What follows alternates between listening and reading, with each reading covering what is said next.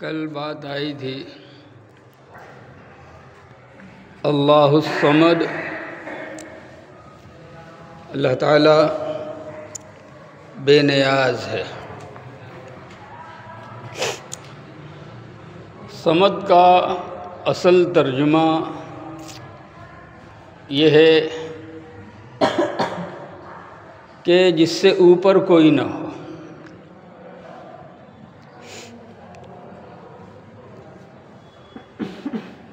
جتنے بھی سردار ہیں وہ سب اس کے نیچے ہوں اور سرداری اس کی ذات پہ جا کے ختم ہوتی ہے۔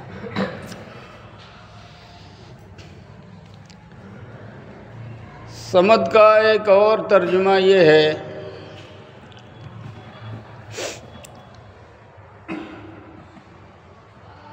کہ جو کسی کا محتاج نہ ہو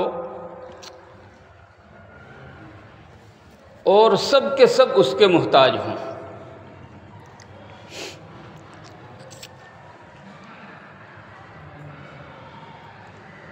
یہ صفت خود اللہ رب العزت نے اپنی بیان کرنے کا حکم دیا کہ لوگ میرے بارے میں پوچھتے ہیں، سوال کرتے ہیں کہ تمہارا رب کیسا ہے، کیا ہے، تو آپ کہہ دیجئے وہ اکیلا ہے اور بے نیاز ہے، اس کو کوئی حاجت نہیں، اور سب کی حاجت روائی وہی کرتا ہے۔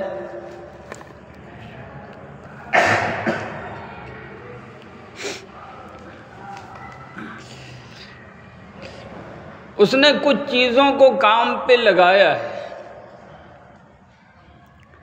اور اس کی مرضی کے مطابق وہ چیزیں اپنا کام کر رہی ہیں۔ مثلاً آگ کو اس نے جلانے کے کام پہ لگایا ہے، تمہارا کام ہے جلانا۔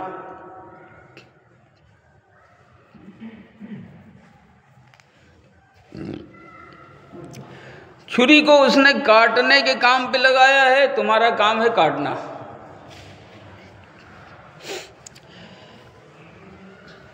دواؤں کو اس نے فائدہ پہنچانے کے کام پہ لگایا ہے، دواؤں کا کام ہے فائدہ پہنچانا۔ لیکن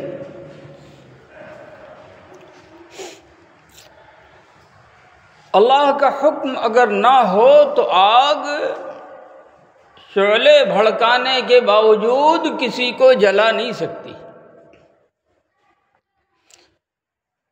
یعنی آگ جلانے میں بھی اللہ کے حکم کی محتاج ہے۔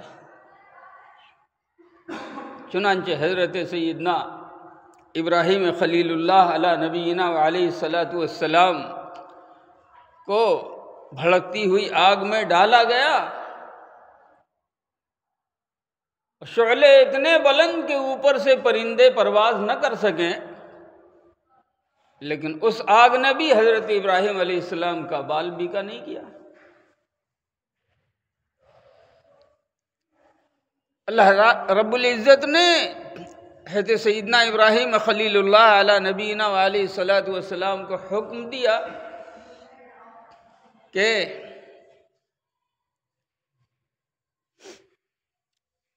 اپنے بیٹے کے گلے پہ چھری چلاؤ، ذبح کر دو، اور حضرت ابراہیم علیہ السلام تیار ہو گئے۔ بیٹے کی آنکھ پہ بھی پٹی ڈالی، اپنی آنکھ پہ بھی پٹی ڈالی، اور اس کے بعد تیز کر لی چھری تاکہ کہیں سے کوئی کسر نہ رہ جائے، اور چھری چلا کے اپنے حساب سے جب آنکھ سے پٹی ہٹائی تو دیکھا کہ بیٹا تو ٹھیک ٹھاک ہے، دمبا کٹا ہوا ہے۔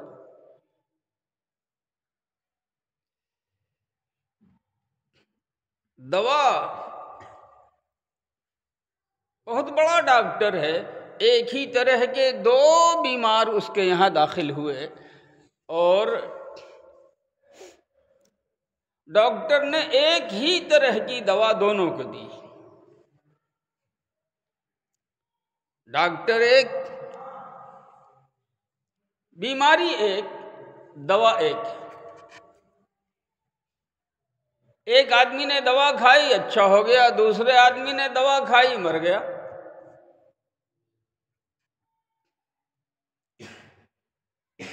دنیا والے کیا کہتے ہیں کہ دوا ری ایکشن کر گئی،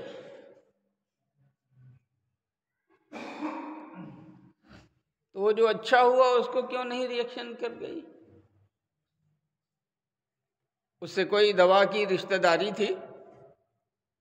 یہ جو مر گیا اس سے دوا کی کوئی دشمنی تھی؟ نہیں، دوا اللہ نے اس کو پیدا کیا ہے بیماری بھگانے کے لیے، وہ کام بھی دیا ہے اس کو، لیکن پھر بھی یہ دوا اپنا کام کرنے میں اپنے رب کے حکم کی محتاج ہے۔ اس کا حکم ہوگا تو یہی دوا فائدہ پہنچائے گی، اور اس کا حکم نہیں ہوگا تو یہی دوا الٹا کام کرے گی، ری ایکشن کرے گی، آدمی دنیا سے رخصت ہو جائے گا۔ تو اسباب جتنے بھی کام کر رہے ہیں وہ سب اس رب کریم کے حکم کے محتاج ہیں، لیکن وہ رب کریم کسی کا محتاج نہیں۔ اسی کو کہتے ہیں الصمد۔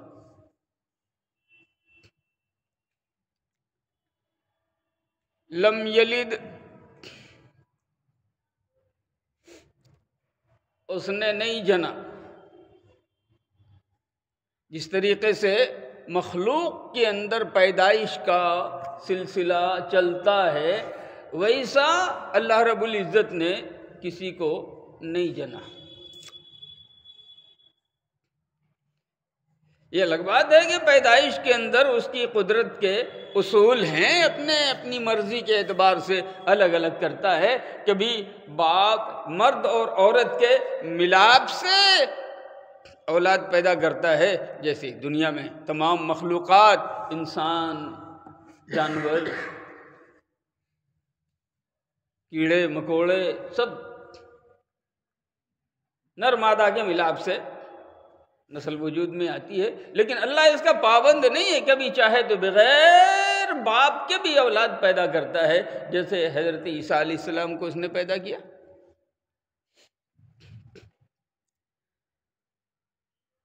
اور پھر اللہ تعالیٰ اس کا بھی پابند نہیں ہے، محتاج نہیں ہے کہ ماں ہو تبھی اولاد پیدا ہو۔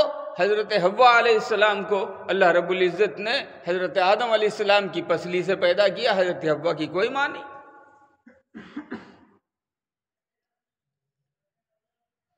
اور کبھی ہوتا ہے تو اللہ رب العزت پیدا کرنے میں باپ ماں کسی کا محتاج نہیں ہوتا، بغیر اس کے پیدا کرتا ہے، جیسے حضرت آدم علیہ السلام کو پیدا کیا۔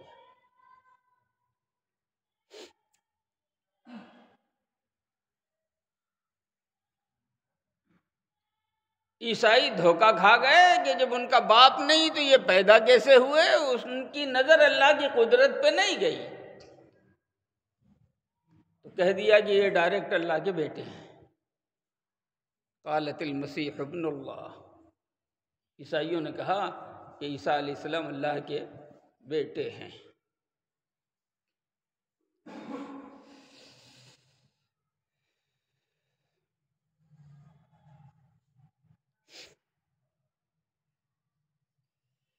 قرآن کریم نے اس کا جواب دیا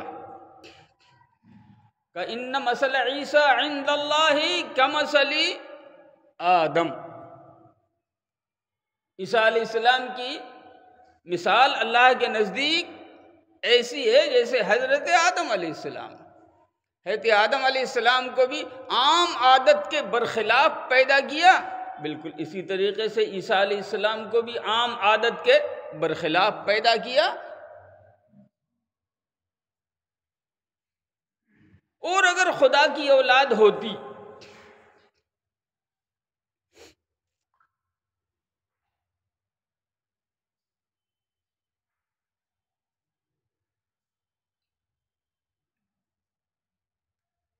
تو اس کو موت بھی آتی۔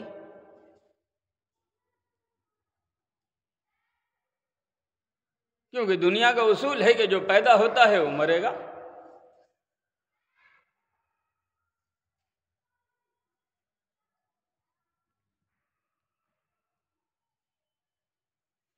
اور جو مر جائے وہ ابدی نہیں ہے۔ حالانکہ یہ بیٹا باپ کا ایک حصہ ہوتا ہے، بیٹا باپ ہی کا ایک حصہ ہوتا ہے۔ تو جو بیٹا اگر اللہ کا بیٹا ہوتا وہ مر گیا تو اس کا مطلب یہ ہے کہ یہ ممکن ہے، کل نہیں تھا آج ہوا، کل نہیں رہے گا۔ یہی بات خدا کے بارے میں بھی کہی جاتی کہ کل نہیں تھا آج ہوا، کل نہیں رہے گا۔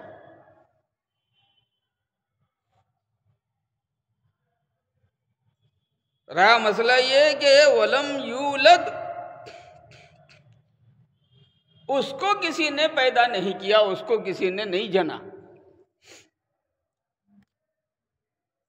یہاں پہ آ کے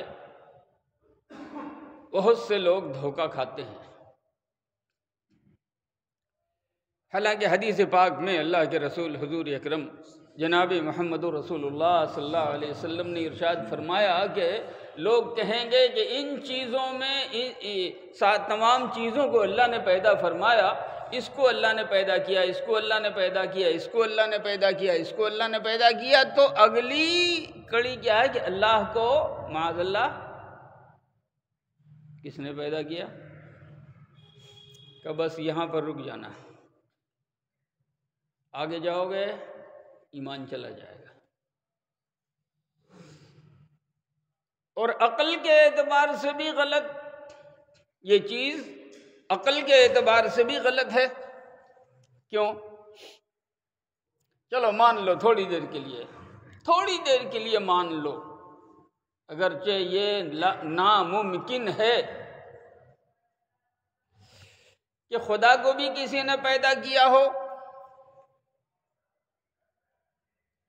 تو یہی بات اس پیدا کرنے والے کے لیے بھی آئے گی کہ اس کو کس نے پیدا کیا، پھر اس کو جس نے پیدا کیا اس کے بارے میں بھی یہی بات آئے گی کہ اس کو کس نے پیدا کیا۔ تو وہ سلسلہ اتنا لمبا ہوگا جس کی کوئی انتہا نہیں ہوگی۔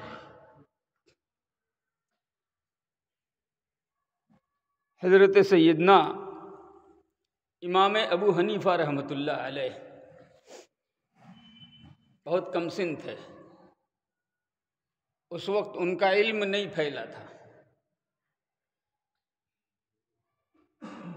لیکن لوگ جانتے تھے کہ یہ نوجوان جو جواب دیتا ہے وہ پکا جواب دیتا ہے۔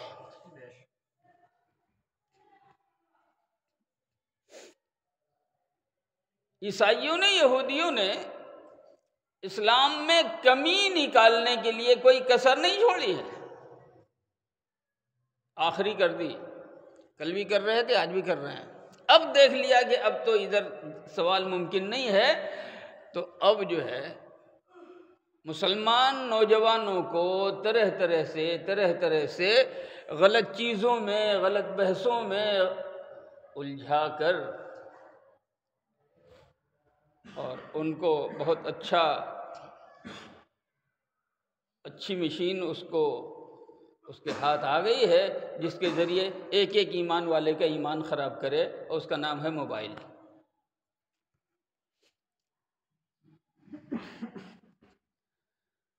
طرح کے ایسے دلچسپی کے پروگرام دکھانا اور دھیرے دھیرے ان کو اپنے جال میں پھانسنا۔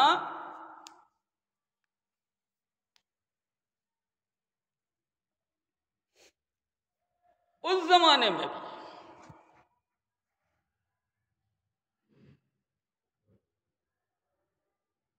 بہت پڑھا لکھا کے ایک کو بھیجا، اور وہ بغداد کی گلیوں میں آ کے اعلان کرنے لگا، مسلمانوں میرے سوال کا جواب دے دو، میں اسلام قبول کر لوں گا۔ یہ بھی دھوکہ ہے۔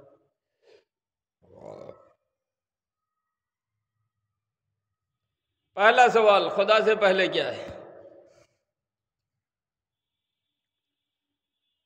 دوسرا سوال، خدا کا منہ کدھر ہے؟ تیسرا سوال، خدا ابھی کیا کر رہا ہے؟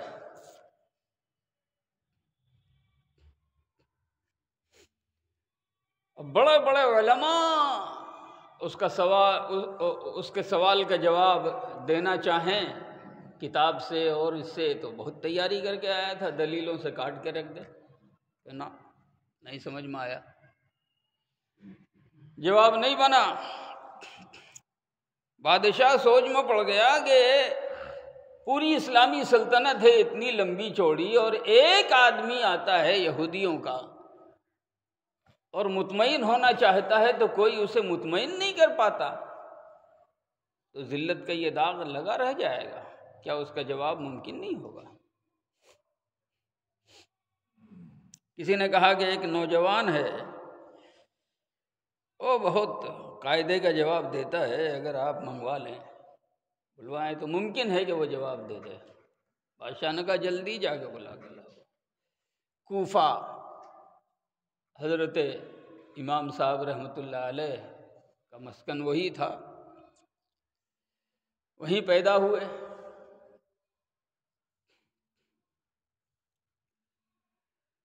بلوایا گیا، امام صاحب بھی سوچ میں پڑ گئے کہ میں انجان سا گمنام سا آدمی،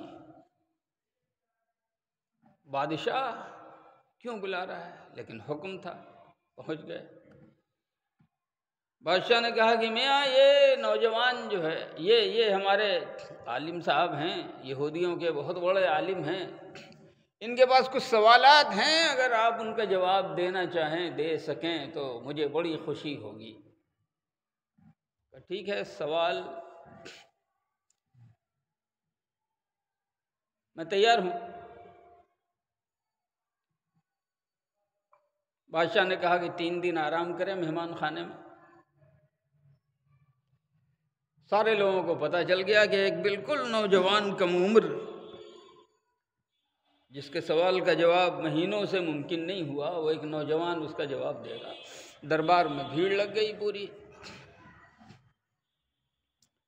اور وہ بادشاہ کے بغل میں ایک بالکل سجی ہوئی کرسی پہ بہت ٹھاٹھ سے بیٹھا کہ اتنے دنوں میں بڑے بڑے لوگوں نے میرا جواب نہیں دیا تو یہ لڑکا کیا کرے گا؟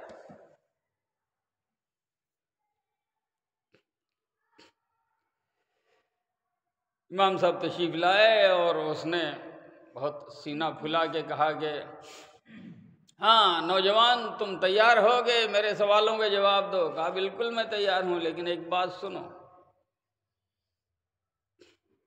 آپ پوچھنے والے ہیں، میں جواب دینے والا ہوں۔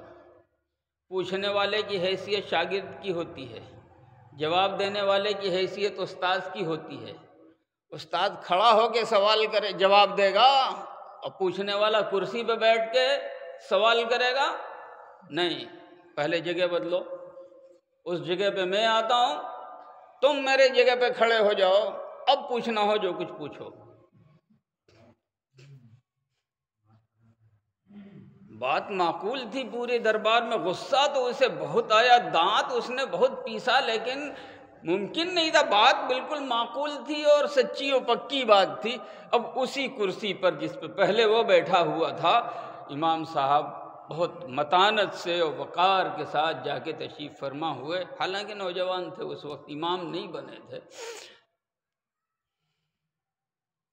اور وہ جو بڑا تنتنایا ہوا تھا وہ سامنے کھڑا ہوا۔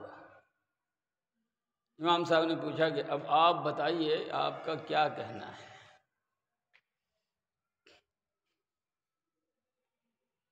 اس نے کہا میرا پہلا سوال یہ ہے کہ اللہ سے پہلے کیا ہے؟ ساری چیزوں کو اللہ نے پیدا کیا ہے، تو اللہ سے پہلے بھی تو کچھ ہوگا جس کی وجہ سے اللہ کا وجود ہوا ہوگا۔ امام صاحب نے کہا کہ گنتی آتی ہے آپ کو؟ بالکل، ذرا سنائیے۔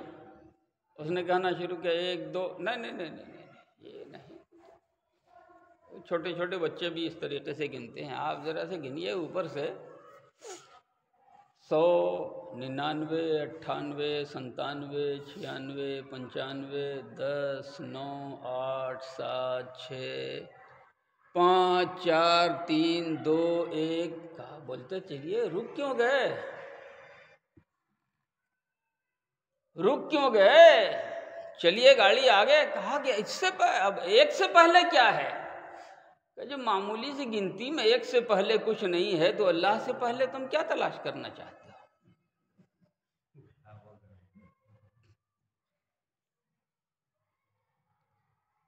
یہ جواب بھی بہت معقول تھا. کچھ کس کل بل نہیں چلا جس کے لیے اس نے پریشان کر کے رکھا تھا سب کو. چٹکیوں میں اللہ نے وہ مسئلہ حل کرا دیا. کہ خیر ابھی 2 ہے، ایک ہوا تو کیا. کہاں میاں ذرا آپ سنبھل کے جواب دینا. اللہ کا منہ کدھر ہے؟ امام صاحب نے بادشاہ سے کہا کہ حضور ذرا ایک موم بتی منگوائیے گا. موم بتی منگوا کے جلا دیا، اور جلا کر کے اس کے سامنے رکھ دیا اور کہا کہ ہاں عالم صاحب ذرا غور سے دیکھیے گا کہ اس موم بتی کا منہ کدھر ہے.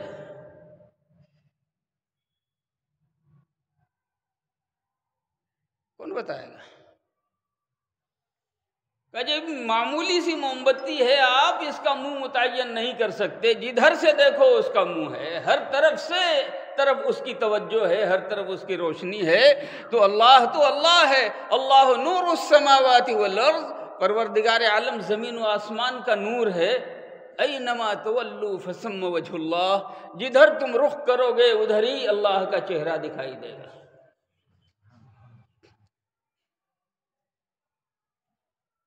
بات یہ بھی معقول تھی، سوائے سر جھکانے کے کچھ اور نہیں تھا.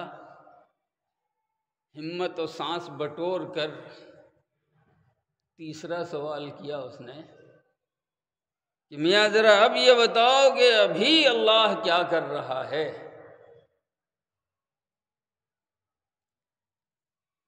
کیونکہ یہ تو سب جانتا ہے کہ زندہ کرتا ہے، مارتا ہے، عزت دیتا ہے، ذلیل کرتا ہے، بادشاہ بناتا ہے، بادشاہت کی گدی چھینتا ہے، غلہ اگاتا ہے، زمین کائنات کی تدبیر کر رہا ہے. سب یہ تو معلوم ہے، سب کو معلوم.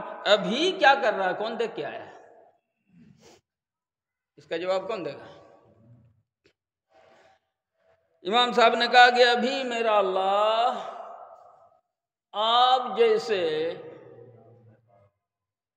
مغرور عالم کو کرسی سے اتار رہا ہے اور میرے جیسے گمنام کو کرسی پہ بٹھا رہا ہے.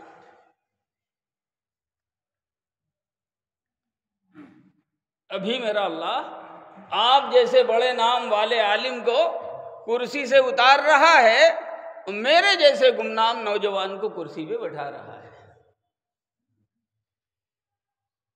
سر جھکایا سیدھے نکل گیا. تو سوال یہ کہ اللہ کو کس نے پیدا کیا؟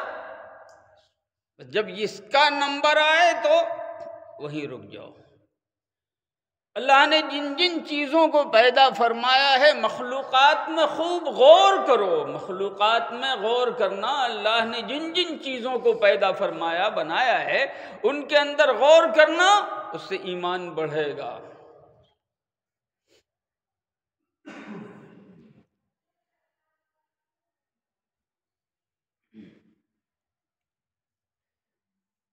ایمان والوں کی صفت قرآن کریم میں بیان فرمائی گئی. وَيَتَفَكَّرُونَ فِي خَلْقِ السَّمَاوَاتِ وَالْأَرْضِ، زمین و آسمان کی پیدائش پہ یہ ایمان والے غور کرتے ہیں اور کہتے ہیں ربنا ما خلقت ھذا باطلا، پروردگار عالم تو نے یہ سارا کارخانہ بیکار نہیں بنایا. سبحانک، تیری ذات پاک ہے. وقنا عذاب النار، تو ہمیں جہنم کے آگ سے، جہنم کے عذاب سے ہماری حفاظت فرما دیجئے. اللہ کی مخلوقات میں غور کرنا یہ ایمان والوں کی شان ہے، لیکن اللہ کی ذات میں غور کرنے کا جب نمبر آئے بس وہیں رک جاؤ، بس وہیں رک جاؤ. بہت خطرہ ہے.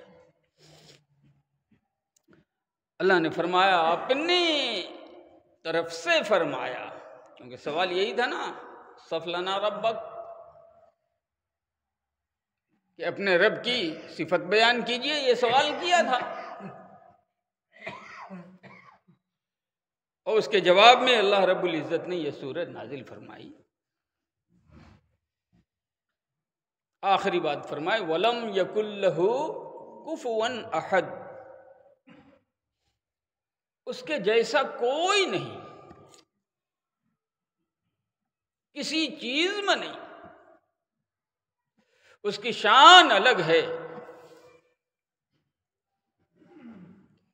ہماری جیسی آنکھ نہیں، پھر بھی اندھیری رات کی کوئی حرکت اس کی نگاہوں سے بچی ہوئی نہیں، ہمارے جیسے کان نہیں، لیکن 7 پردے میں اگر کوئی کسی کے کان میں منہ لگا کے بات کرتا ہے تو اس کی آواز بھی پروردگار عالم سنتا ہے۔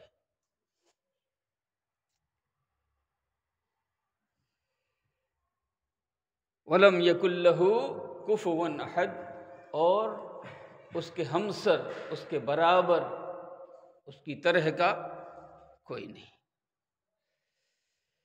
میں نے عرض کیا تھا کہ اس سورہ کا نام سورہ اخلاص ہے، اس سورہ کا نام سورہ توحید بھی ہے، اس سورہ کا نام سورہ تفرید بھی ہے، اور بھی بہت سے نام تفسیر کی کتابوں میں آئے ہیں۔ ایک بات یہ ہے، ایک صحابی تھے، حدیث پاک کے اندر اور تفسیر کی کتابوں میں بھی یہ بات آئی ہے، ایک صحابی تھے، اور جب ان کو امام بنایا جائے تو قل هو اللہ احد پڑھیں، ایک آدھ سورت اور ملا لیں، لیکن سب میں وہی قل هو اللہ احد۔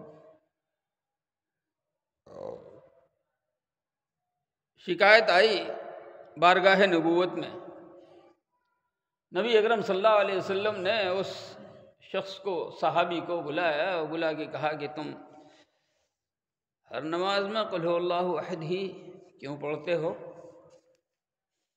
تو صحابی نے جواب دیا، یا رسول اللہ صلی اللہ علیہ وسلم، مجھے اس سورہ سے بڑی محبت ہے، مجھے اس سورہ سے بڑی محبت ہے۔ تو آقا مدنی کریم صلی اللہ علیہ وسلم نے ارشاد فرمایا کہ اس سورہ کی محبت تمہیں جنت میں داخل کروا دے گی، اس سورہ کی محبت تمہیں جنت میں داخل کروا دے گی۔ باقی رہا مسئلہ ہر نماز میں اسی سورہ کی تلاوت کا، تو علماء کرام نے بیان فرمایا ہے کہ فرض نمازیں اگر ہیں تو ان کے اندر مسنون تلاوت حدیث پاک سے آئی ہے۔